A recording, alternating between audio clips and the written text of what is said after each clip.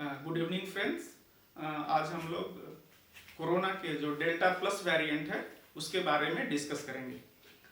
Delta variant जो है, जैसा कि हम जानते हैं कि जो इंडिया में जो सेकेंड वेव आया था वो डेल्टा वेरिएंट्स के कारण आया था और अभी उसमें म्यूटेशन हो गया है और म्यूटेशन होने के कारण डेल्टा प्लस नाम से एक और स्ट्रॉन्गर वेरिएंट आ गया है। इसके स्पाइक प्रोटीन में म्यूटेशन हुआ है जिसे हम डेल्टा प्लस वेरिएंट बोल रहे हैं। इसका जो इन्फेक्शन रेट है वो काफ़ी हाई माना जा रहा है, क्योंकि अभी तक जो ये फर्स्ट टाइम ये ऐसे तो अप्रैल के महीने में इसे मिला था ये इंडिया में, और 11 जून को फर्स्ट टाइम ये ऑफिशियली अनाउंस किया गया था that was reported as first variant of Delta which has, जिसमें स्पाइक प्रोटीन में वेरिएशन हुआ था और अब ये दुनिया के लगभग 85 देशों में फैल चुका है और 200 प्लस हमको पेशेंट मिल चुके हैं। अगर इंडिया की बात की जाए तो इंडिया के लगभग 12 राज्यों में 50 प्लस से ज़्यादा पेशेंट मिल चुके हैं। सबसे ज़्यादा जो डेल्टा प्लस वेरिएंट से इन्फेक्शन जहां मिला है वो महाराष्ट्र है, उसके बाद तमिलनाडु और मध्य प्रदेश और बाकी राज्य भी उसमें आते हैं। तो महाराष्ट्र में 20 प्लस से भी ज़्यादा पेशेंट अभी मिले हैं और कुल पूरे भारत में 4 मौतें जो है वो डेल्टा प्लस जो वेरिएंट मिला है उसके कारण मौतें हो चुकी है। तो और इसको जो है कि WHO ने इसे वेरिएंट ऑफ कंसर्न बोला है। तो वेरिएंट ऑफ कंसर्न एक म्यूटेशन होता है, दूसरा होता है variant of interest. Variant of interest जो होता है वो पेशेंट पॉइंट ऑफ व्यू से ज़्यादा नुकसानदायक नहीं होता है। हालांकि हर जो म्यूटेशन है स्टडी पॉइंट से इंपॉर्टेंट है, लेकिन पेशेंट पर कोई खास असर नहीं डालता है। वहीं पर दूसरा जो म्यूटेशन है जिसको वेरिएंट ऑफ कंसर्न बोल रहे हैं, वो उसका हेल्थ पर बहुत ही नेगेटिव इंपैक्ट पड़ता है, इसीलिए इसे हम वेरिएंट ऑफ कंसर्न बोल रहे हैं। वेरिएंट ऑफ कंसर्न बोलने के 4-5 मुख्य पैरामीटर होते हैं, जिसमें फर्स्ट पैरामीटर है इसकी ट्रांसमिशन इफिशियंसी। ट्रांसमिशन इफिशियंसी इसकी बहुत हाई है और ये माना जा रहा है कि जो फर्स्ट अल्फा जो कोरोना वायरस का जो अल्फा स्ट्रेन था उसके तुलना में ये लगभग 60% ज़्यादा इसका ट्रांसमिशन रेट है। फिर ये है कि जो एंटीबॉडी हमारे शरीर में बन रहा है उसको ये स्केप भी कर सकता है, ऐसा मानकर चला जा रहा है। और ये हमारा जो एंटीबॉडी है उसकी इफिशियंसी को भी कम कर सकता है और इसका डिटेक्ट करना उतना आसान नहीं है, जैसे कि रियल टाइम में हमको इसे कुछ पता नहीं चल पाएगा। ये सभी कारणों के कारण इसे वेरिएंट ऑफ कंसर्न हम बोल रहे हैं। लेकिन बेनिफिट यह है कि जिनको टीका लग चुका है, जिनका वैक्सीनेशन हो चुका है, उनमें थोड़ा सा इसका सिम्टम माइल्ड रहेगा, उतना स्ट्रॉन्ग नहीं रहेगा जैसा कि साइंटिस्ट प्रिडिक्ट कर रहे हैं। अब है कि क्या यही वो वेरिएंट है जो इंडिया में थर्ड वेव जो है कोरोना का वो लेकर आएगा? ये एक बड़ा सवाल है। अभी तक जो डेल्टा प्लस के जो केसेस मिले हैं या जो इनका इन्फेक्शन जो रेट मिला है वो तो उस तरफ ज़्यादा इंडिकेट नहीं करते हैं। हाँ, लेकिन ये जरूर है कि सेकेंड वेव अभी खत्म नहीं हुआ है। आप पिछले 10 दिनों में जब देखेंगे तो लगभग 50,000 केसेस हर दिन आ रहे हैं और ये कांस्टेंट ऑलमोस्ट बना हुआ है। और पिछले 24 घंटा की जब हम बात करेंगे तो महाराष्ट्र में अकेले लगभग 10,000 प्लस केसेस मिले हैं। तो इस तरीके से हम मानकर ये नहीं चलना चाहिए कि सेकेंड वेव खत्म हो गया है और हम पूरा प्रिकॉशन को हटा दें। अभी भी हमको प्रिकॉशन रखने का जरूरत है। जहां तक थर्ड वेव ट्रिगर होने का बात है कि डेल्टा प्लस लाएगा या नहीं, अभी तक के डाटा से क्लियर तो नहीं बोला जा सकता है। इसलिए ज्यादा डरने की नहीं बल्कि प्रिकॉशन लेने का जरूरत है और वैक्सीनेशन कराने का जरूरत है। तो 2-3 चीजें जो ध्यान रखने वाली है, एक तो कि हम वैक्सीनेशन ज्यादा से ज्यादा लें। आज के डेट में इंडिया में 60 लाख से ज्यादा लोग पर डे वैक्सीनेशन करा रहे हैं। इसके अलावा एक नेचुरल इम्यूनिटी होती है। बहुत से लोगों को सेकेंड वेव में जो डेल्टा स्ट्रेन के कारण इन्फेक्शन हुआ होगा, पता भी नहीं चला होगा, क्योंकि माइल्ड सिम्टम अगर डेवलप हुआ होगा लेकिन उनमें एंटीबॉडी बन गई होगी, तो वो उनके पास भी एक इम्यून सिस्टम है। जिनका वैक्सीनेशन भी है उनका भी है, जिनका नेचुरल इन्फेक्शन हुआ उनके पास भी है। तीसरी चीज जो है वो है Covid appropriate behaviour.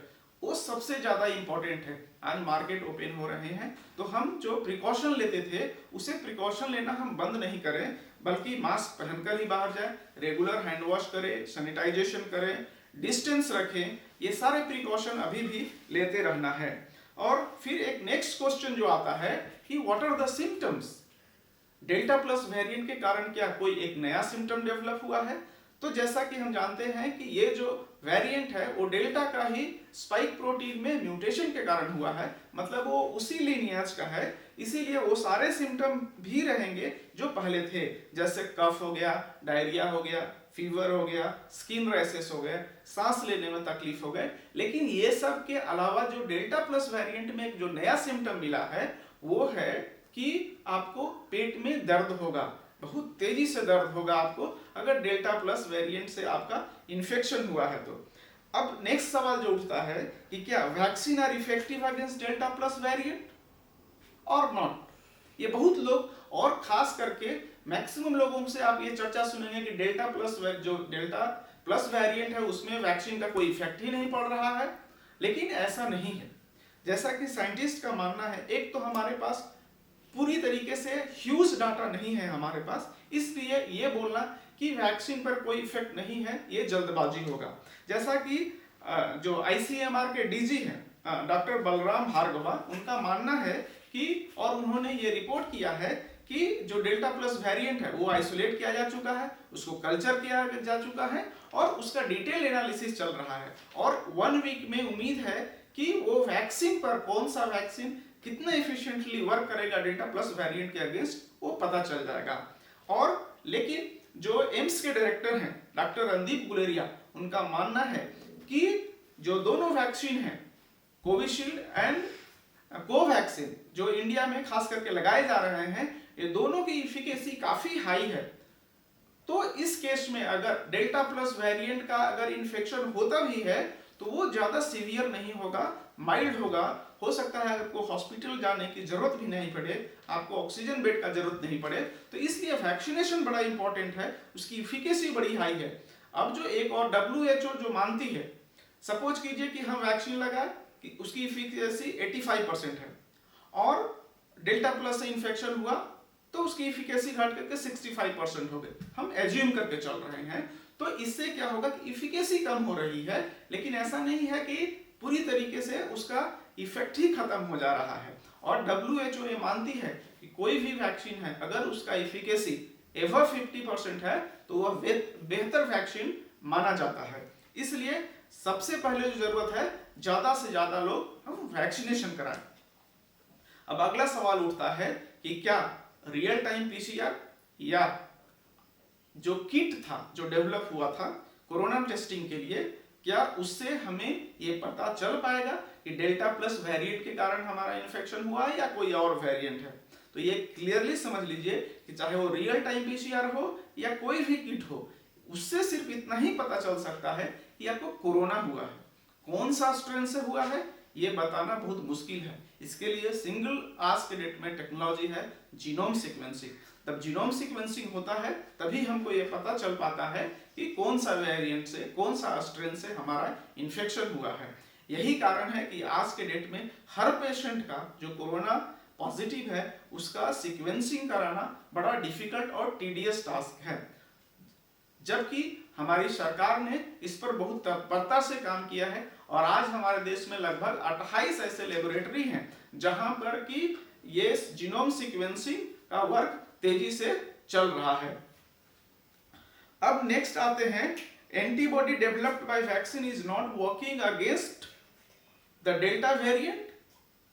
It is very difficult to tell actually, क्योंकि एंटीबॉडी जो डेवलप हो रहा है, तो एंटीबॉडी डेवलप हो रहा है उसका मतलब उसकी इफिकेसी जो है वो काफी हाई है। उसकी एफिकेसी के कारण ही जो प्रॉब्लम होता है वो होता है। तो अगर 85% कोविशील्ड और कोवैक्सीन का इफिकेसी है तो वो कम होगा, लेकिन ऐसा नहीं है, ये मान के नहीं चलना है कि वो काम नहीं करेगा।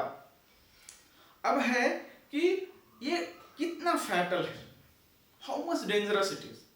फैटल तो है क्योंकि ये डेल्टा लीनिएज से आया है तो फैटल तो रहेगा, लेकिन ये जो एक हवा जो फैल गई है कि ये पूरा बर्बाद कर देगा, पूरा जनरेशन को तबाह कर देगा, ऐसा बिल्कुल ही नहीं है। क्योंकि अभी तक जो केसेस मिले हैं और आईसीएमआर का जो स्टडी है वो क्लियरली इंडिकेट करता है। सपोज कीजिए कि एक सोसाइटी में 2 हमको डेल्टा प्लस वेरिएंट वाले पेशेंट मिले, तो ऐसा नहीं है कि पूरे सोसाइटी में यह फैल गया है या किसी गांव में मिले तो ऐसा नहीं है कि पूरे गांव में इन्फेक्शन हो चुका है। इसलिए ये हम मानकर चल रहे हैं it may be dangerous but it is not, ये उतना डेंजरस नहीं है जितना इसको लेकर के अभी हम चल रहे हैं। बट हाँ, चूंकि ये डेल्टा लीनिएज से बिलोंग करता है इसलिए प्रिकॉशन बहुत जरूरत है और हमको फुल फ्लेज्ड वेव आने का वेट नहीं करना है। अभी जो कम केसेस हैं इसी स्टेज में इसे रोकने की आवश्यकता है। अब नेक्स्ट क्वेश्चन उठता है कि क्या थर्ड वेव डेल्टा प्लस जो वेरिएंट है वही लेके आएगा कोरोना का? ये बहुत ही कहना मुश्किल है कि किस म्यूटेशन के कारण थर्ड वेव आएगा। हो सकता है क्योंकि कोरोना के तो 160 प्लस स्ट्रेन है, कौन सा स्ट्रेन लेकर आएगा कहना मुश्किल है। लेकिन आज के डेट में चूंकि यह न्यू वेरिएंट है और ज्यादा तेजी से फैल रहा है इसलिए हम इसे मानकर चल रहे हैं। लेकिन हम क्यों मानकर चले कि थर्ड वेव आएगा ही? उसके जगह पर अगर हम वैक्सीनेशन जितना फास्ट हमारे देश में हो रहा है और अगर हम प्रिकॉशन भी लेते रहे, नेचुरल इम्यूनिटी बहुत से लोगों में आ चुकी है, तो ये अगर सब मिल जाए natural immunity, vaccine immunity and precaution, तो हम थर्ड वेव को आने से रोक भी सकते हैं। और अगर आएगा भी तो माइल्ड आएगा, बहुत ज्यादा हॉस्पिटल पर लोड नहीं बढ़ेगा, बहुत ज्यादा ऑक्सीजन का डिमांड नहीं हो सकता है। आने को तो आ सकता है बट अगर हम प्रिकॉशन रहे, सजग रहें तो इसकी सीवियरिटी कम हो सकती है। अब है कि बहुत से लोग पूछते हैं इंडिया में कोविशील्ड हमको लेना है या कोवैक्सीन लेना है। डेल्टा प्लस के केस में आप दोनों में से जो भी अवेलेबल है आपके पास आप उसे लीजिए। दोनों की इफिकेसी अच्छी है, दोनों अच्छे काम कर रहे हैं, इसलिए अभी ये जरूरत नहीं है या इसमें टाइम वेस्ट करने की जरूरत नहीं है कि हमको कौन सा लेना है। जो भी आपके रीजन में अवेलेबल है उसको आप लीजिए। जब डिटेल्ड स्टडी आएगा तो आपके साथ जरूर शेयर किया जाएगा कि कितना परसेंट किस किस वैक्सीन की इफिकेसी है अगेंस्ट डेल्टा प्लस वेरिएंट। अब है कि डेल्टा प्लस वेरिएंट से वल्नरेबल ग्रुप कौन है, सबसे ज्यादा किसको डर है इससे?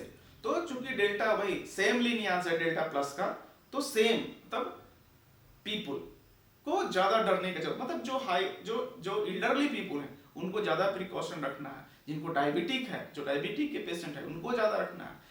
वैसे लोग जिनका ऑर्गन ट्रांसप्लांट हुआ है, जो डायलिसिस पे हैं, जिनका कीमोथेरेपी चल रहा है, ये सारे जो इम्यूनो कंप्रोमाइज्ड पर्सन हैं उनको बहुत ही सावधानी बरतने का जरूरत है और उनको सावधान रहना चाहिए।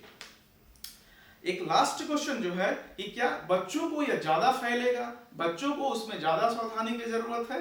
तो हम 1 महीना पहले न्यूज में देख रहे थे कि बच्चों को लेकर के न्यूज को बहुत हाइप किया जा रहा था। लेकिन अब जब हमारे पास कुछ डाटा अवेलेबल है, हालांकि ये डाटा बहुत बड़ा नहीं है, लेकिन उसके आधार पर ये डॉक्टर एंड साइंटिस्ट मान के चल रहे हैं कि ऐसा नहीं है कि ये बच्चों को बिल्कुल टारगेट करेगा और बच्चों को बहुत ज्यादा डरने की जरूरत है। प्रिकॉशन तो सबके लिए जरूरत है, लेकिन चूंकि आईसीएमआर का एक रिपोर्ट आया है जिसको हम जीरो सर्वे बोल रहे हैं, और जीरो सर्वे में ये क्लियरली इंडिकेट हो रहा है कि बच्चों में हर्ड इम्यूनिटी ऑलमोस्ट आ चुकी है।